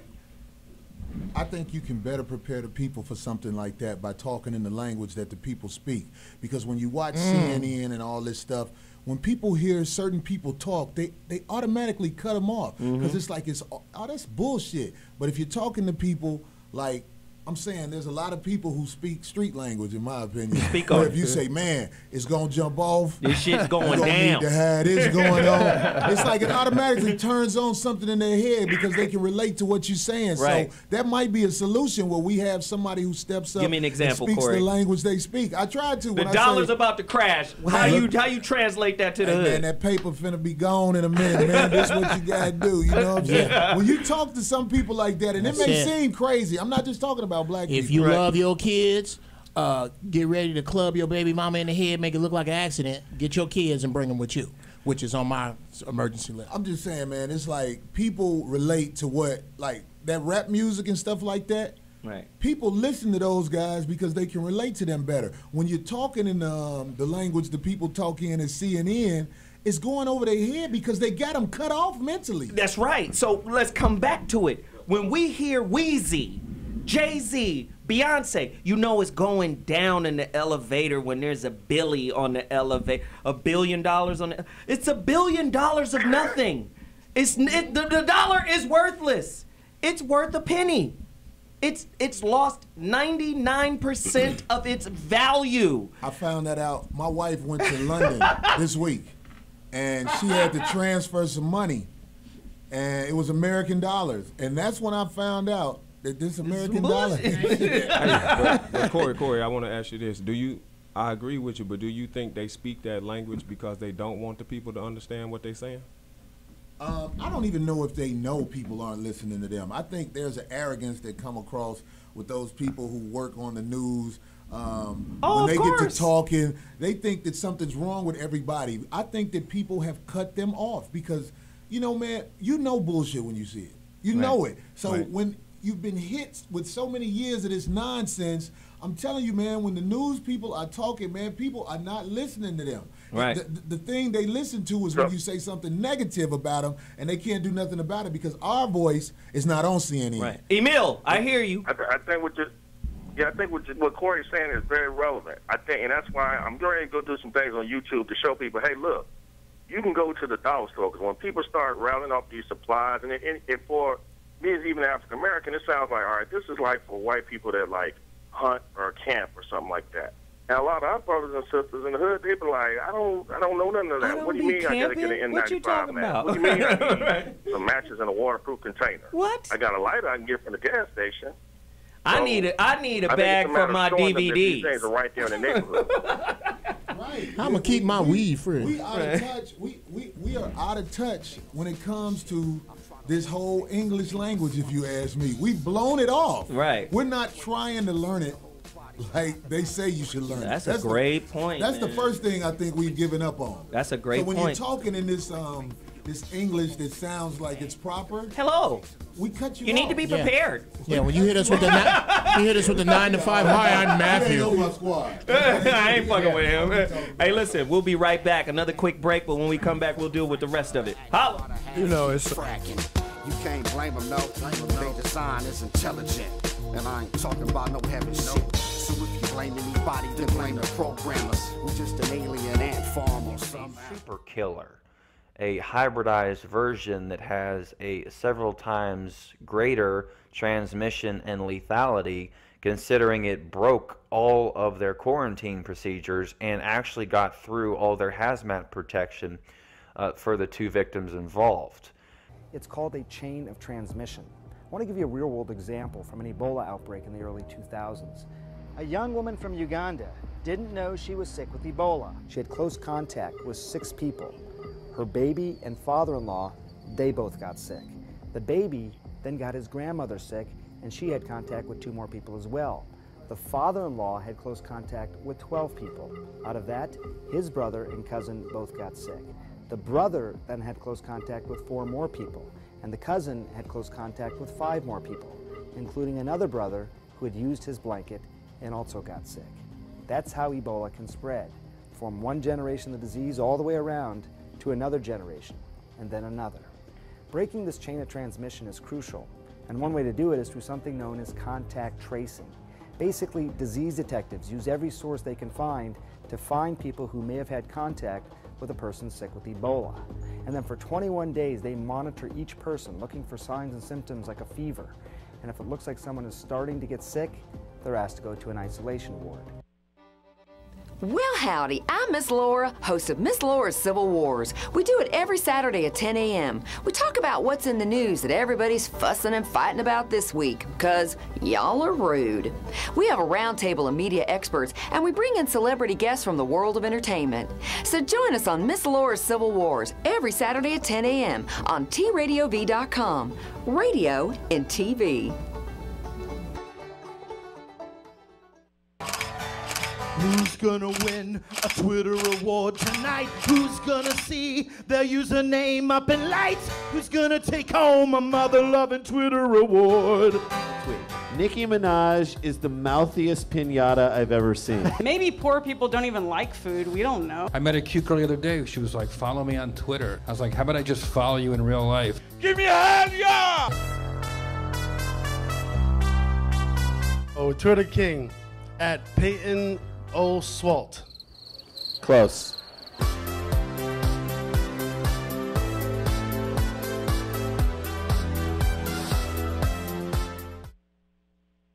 Yo, this is Zoe Williams from the Zoe What Morning Show. And listen, you thought last week's topic was crazy. We're going to be talking about survival of the fittest. How prepared are you and your family for the next natural disaster or social or political calamity? Even Ferguson got hit with martial law. Do you have water, food stockpiled? Are you too busy to even consider? When was the last time a natural disaster caught you off guard? Is it even important? We're gonna get deep. We're gonna cover it all on the next Zoe What Morning Show. Survival of the fittest. Are you prepared?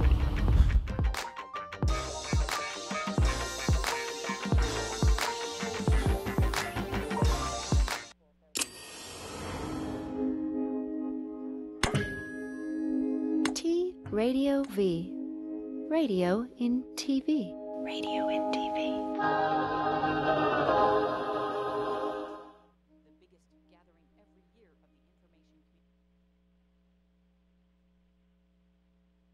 Why did Quebec plunge into darkness? This wasn't a terrorist attack or human error. The culprit wasn't of the Earth. It was the result of a gigantic explosion 93 million miles away on the sun. It's a growing effort because I think there's a built-up hostility with America because we've been bullying the world, but nobody's been strong enough to take us on, especially since the breakdown of the Soviet system, that we have been in this as the God we trust. But we better learn and quickly who is the God that we should put trust in, because putting trust in this in a few days,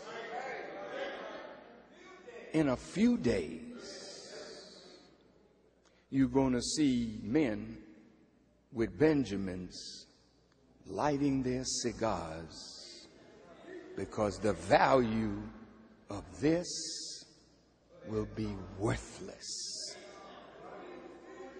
Follow us today.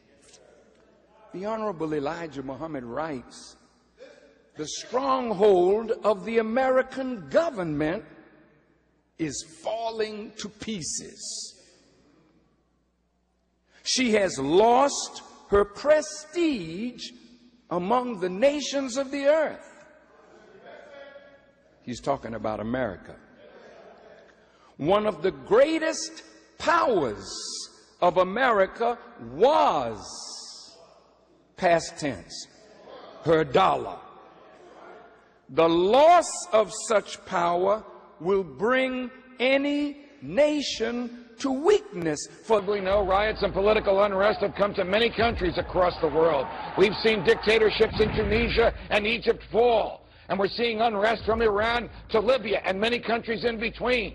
But many probably did not realize that these uprisings were caused in part by high food prices. How rising food prices and the shortages that we're seeing today, how they might become permanent staples, not just something that goes away. Well, we're seeing records. I mean, are you guys paying attention out there?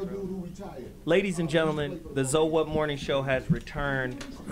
I mean, y'all really got to pay attention to what this show is about.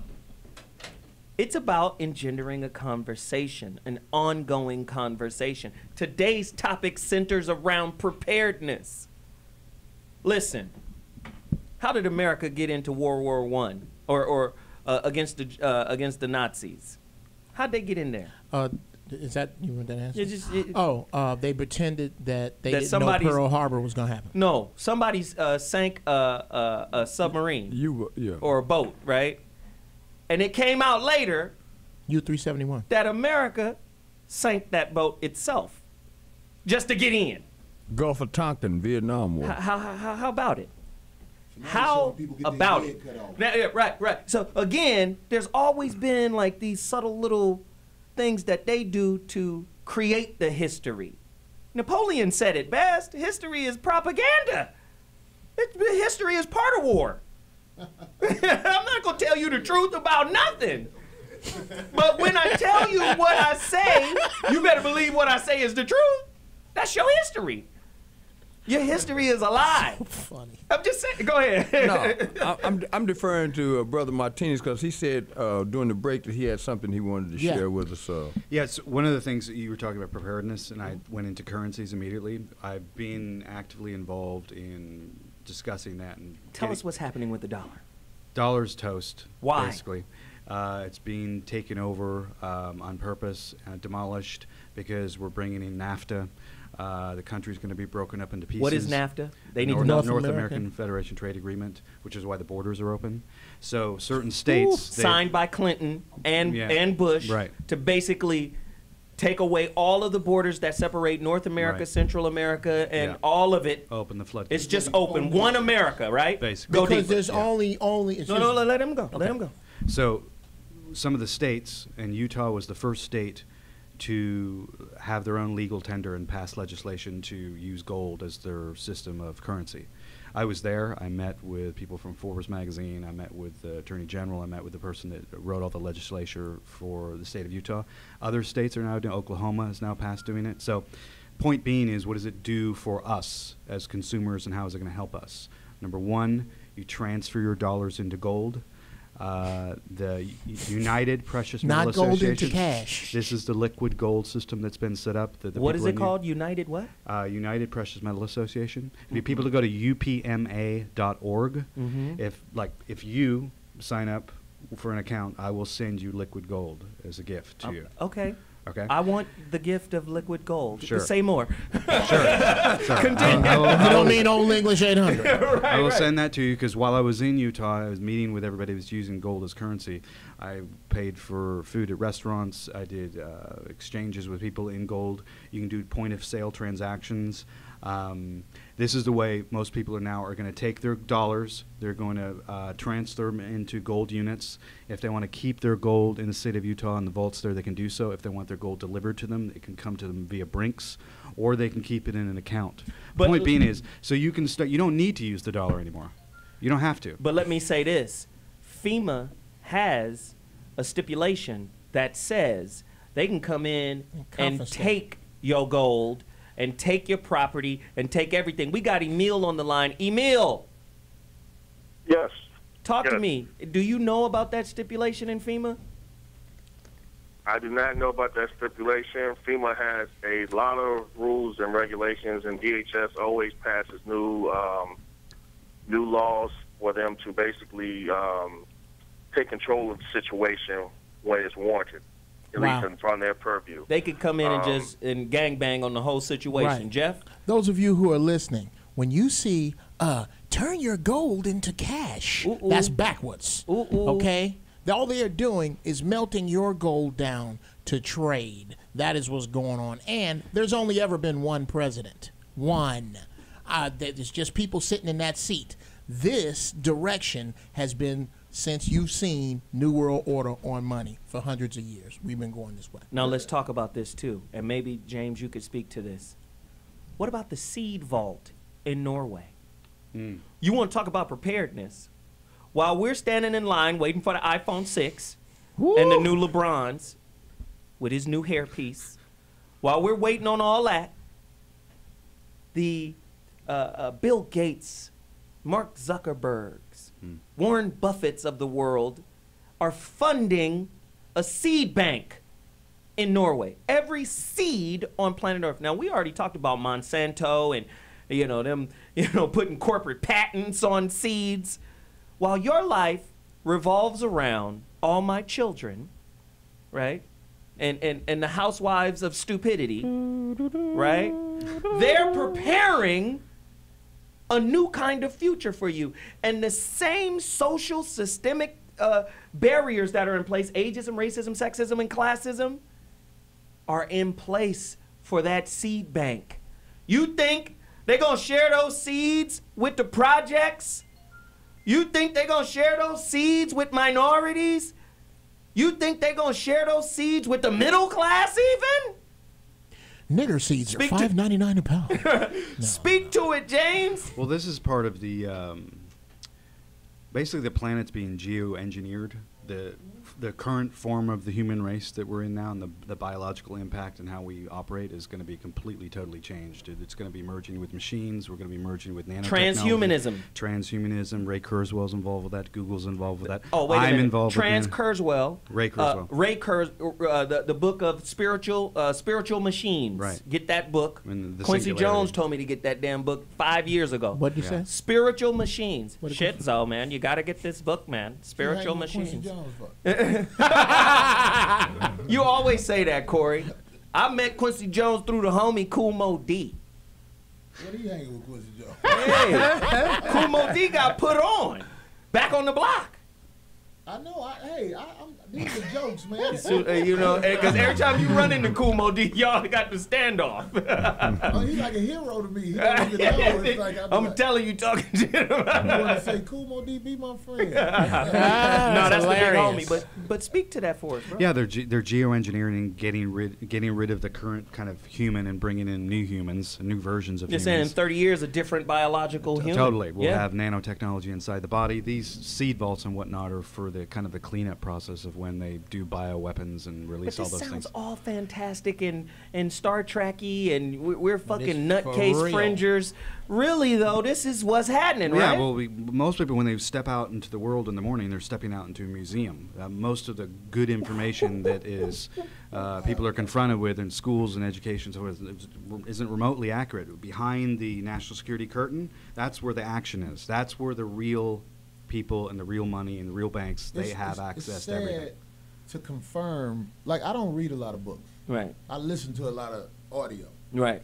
But when I'm hearing this, it's like it's confirming everything I thought was happening. I never had any concrete evidence, but now I've heard enough just by listening to this brother right here, and what we saying right now. It's like this is a sad movie to me because now I know all my fears are true. Right. Did it's you like know a that? sad movie. I'm almost at tears. I'm playing it But off. did you know that Beyonce was pregnant again? The fuck I care for? I don't care. Like, what's that? No disrespect to them. But what's Trying to care. Trying to care. I got nothing. They got Kim Kardashian on the cover with some princess in Europe. Like, who cares? Being a whore is trendy now.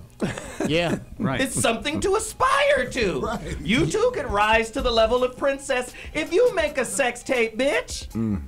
Wow. Zoe, what mornings? We'll be back. Well.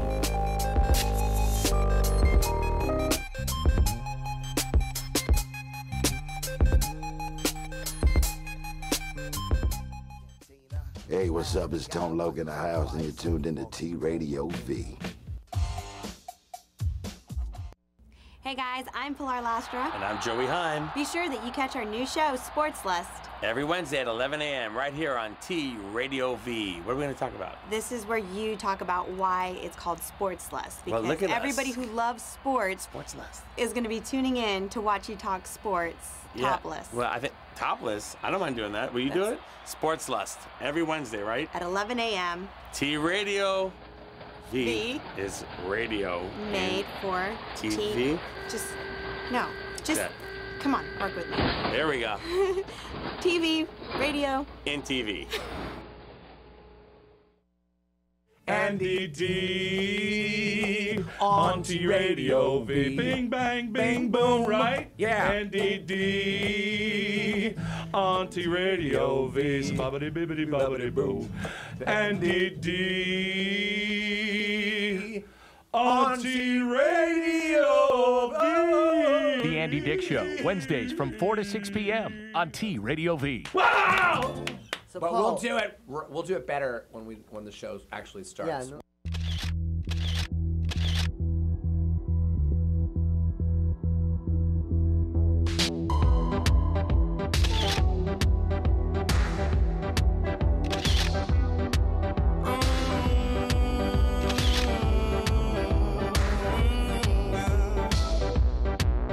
If the fish swam out of the ocean and grew legs and they started walking, and the apes climbed down from the tree. Hey, everybody.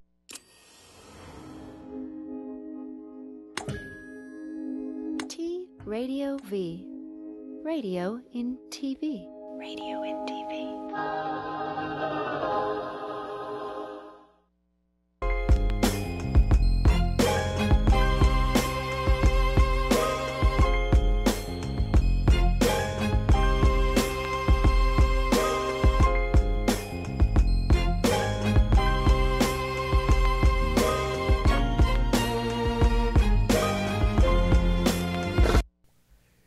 Ladies and gentlemen, Zoe What Morning Show back in the building as is commonplace. You know I like to do a summation of the show.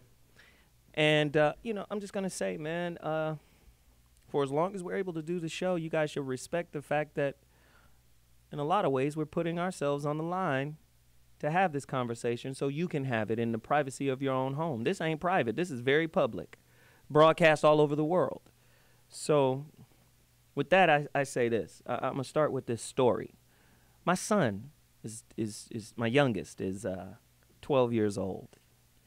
And he asked me, he said, Dad, why are white men stronger than black men? He said, because they're in control of everything. So they have to be stronger than us. And I said, wow, that was pretty heavy. He was like, because he said, when I look at black men, I think black men are stronger, but we're not. We get dominated by them. He's 12 years old. I said, son, what makes a human, because I had to explain to him. I said, a gorilla is 8 times stronger than a man, but yet he's on the brink of extinction because of man. I said, a chimpanzee is 4 times stronger than a man. I said, what makes men be able to dominate animals? He said, I don't know. He was like, well, what is it? I said, it's organization. It's intellect. Well, Dad, are white men smarter than black men? Because didn't we create civilization? So if we created civilization, how can they be smarter than us? I said, no, they're better organized than us. How do you disorganize a people? You strip the knowledge of who they are, who they were. Whoever came up with the strategic war plan of making history a lie, right? You can't say it was white because the Egyptians lied on the walls, right? The Egyptians lied on the walls. You go read the walls in Egypt, they never tell of losses. They only write the victories. So the Egyptians are like Mayweather. They're 47-0. They're not going to tell you when they lost. Right? But that's what I'm saying. That's the history, right? History's a lie. So I explained to him that it's organization. You can't be organized in a society that will inundate you with information that is beneath your intellectual capacity. Right? I'm going to give you information that is designed to distract you. I was distracted by Megan Good's tatas. Yes, I was. I was distracted by, who's Dwayne Wade's wife? She looks very delicious to be 40. I was distracted, yes. I've been distracted all week from all of those. Rihanna, Jesus Christ. I was distracted, yes. And that is what the design is about. While we're organizing and planning, we're going to distract you. And it's easy to distract when I teach you stereotypes. That's how we interface, through stereotypes, right? Listen, coronal mass ejections. While you're watching The Housewives of Atlanta, we're in what is called a solar maximum. Happens every 11 years. More sunspots on the sun means more coronal ejections. And a big enough one could knock out every aspect of technology on planet Earth. We're in the 11-year cycle, which may not die down until 2020. You wonder why the police departments are being over-militarized? Because humans are animals. You let a pig go from a domesticated situation, a pig will go wild in 2 weeks. Imagine what humans will do. Right? We saw Ferguson, it didn't take long. If you don't have an organizational plan for the next natural disaster, whether it is natural or unnatural, how are you and your family going to survive? Please keep in mind what kind of culture we live in. You think you're free, but freedom is a lie. We live in a peonage society. Sound familiar? Peonage. Look it up. Peonage is a condition of involuntary servitude imposed to exact repayment of an indebtedness. Our whole monetary system is based on debt. You trying to tell me that Beyonce and Jay-Z is worth $1 billion and you aspire to accumulate $1 billion of nothingness? They're where they are because they've been selected to be there. Because willingly or unknowingly, they are perpetuating a concept, an idea that the powers that be want to convey. No accident Beyonce is on stage with feminism in lights behind her. It's almost laughable that you can't see it. I'm doing this show because I need us prepared. What if the Bloods and Crips, I always have to go back to this. What if they were our emergency disaster response team that organized, right, the community after an earthquake here in Los Angeles, right? Go to door. Yo, we're harvesting food. We're harvesting water. We got a space down here for people to come. We're going to manage this whole situation. How about it? We don't have that. And as long as we're looking for government subsidy, government support, government whatever, how can you call yourself independent? It's a tough way to look at it, but this is the reality. I just want to say we have to organize. I'm Zoe Williams, and that's my final thought. Now, with that said, Bobby, where can they get your book, man? Real Men Don't Play. Amazon, iTunes, Barnes and Nobles. Get them before there's no real men left. James Martinez! People can find me at jamesmartinezmedia.net. Yes. And I also want to let you know this. I was here to give you what the public has not been allowed to have as of yet, the C60 Buckminster Fullerene nanotechnology. There's plenty of information I will give out on that. That is the strongest antioxidant on Earth. And I got it. And you got it. I'm about to put this in some of this juice over here. There you go. Give me some. Yeah. Corey, where can they find you?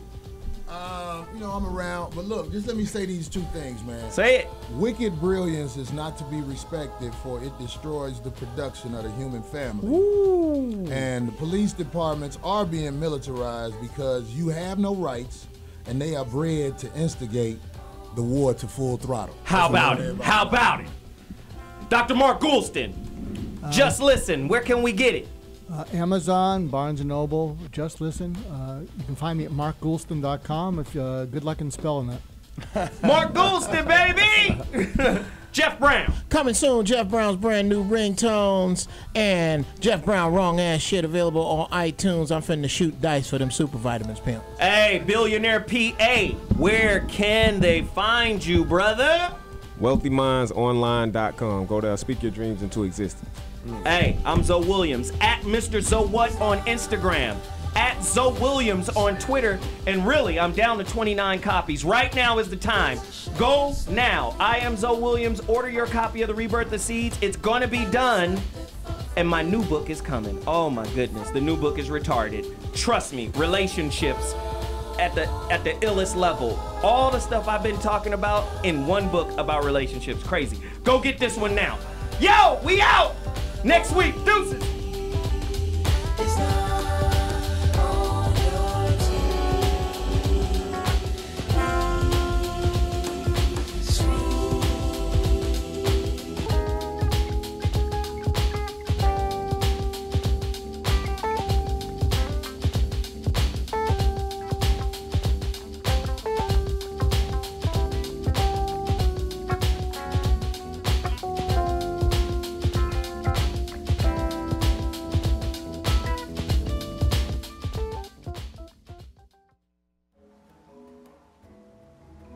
You are watching T-Radio V.